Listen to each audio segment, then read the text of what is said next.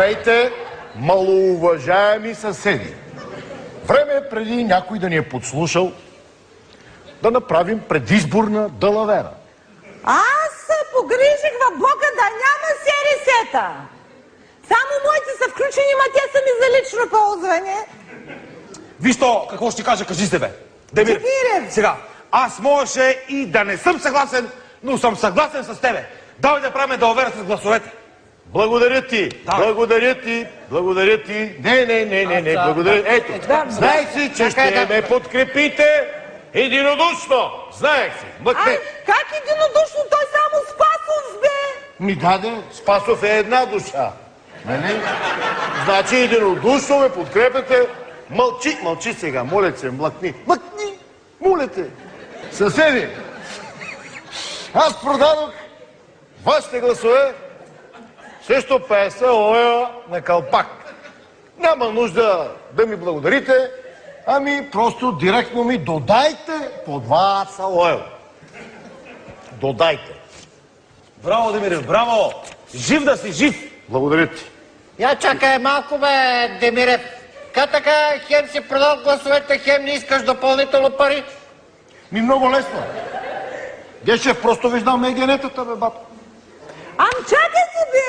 Аз подочух, че той купуването и продаването на гласове е престъпление.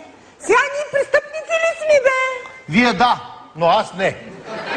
Аз моя глас не съм си го продавал, значи. Продал съм вашите гласове, не съм луд моя глас да се. Само вашите, а това си е вече лично ваш проблем. Извинете, аз живея в 16-ти апартамент и нямам какво да продавам, защото нямам глас.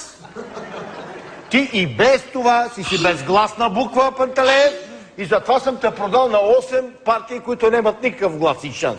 Браво, Демире, браво! Ти си социален си демократ, между другото. Чакай, бе, Демирев, не е ли манечко нагъл? Как така се разпорежда с нашите егенета, че ще печелиш от тях, бе? Не, Гешев. Ако спечеля аз, печели целият блок. Ако загубя, губите само вие. Разберете, значи продадох ви гласовете, за ваше добро го правя. Не за себе си, за ваше добро. За ваше и за твое добро. Ама как така за наше добро, бе, Демире, бе? Аз предизборно 1 лев не съм получила. Едно кебабче не съм лапнала. А пък Пепа на Гешев сигурно пак се е уяла с кебабчета. Сигурно в целия блок е лапано, само у нас не е лапано. Какво? Кебабче! Ето, вадя ти плик с кебабче. Затова съм ви донесъл за всеки от вас така по половин кебабче. Така, вземи по-братски.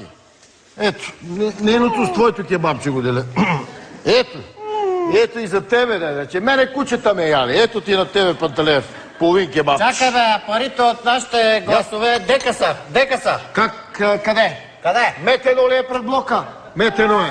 Мито ли е пред блока? Мито е.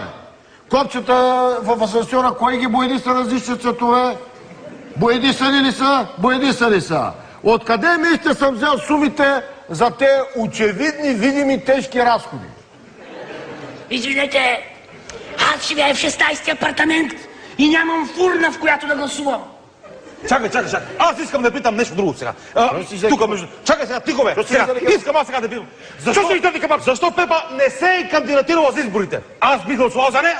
Нейната бюлетина избирателна листа е най-дълга избирателна и авторитетна листа. В нея са влизали над 240 депутата. И аз бих влезнал в Пепа като член.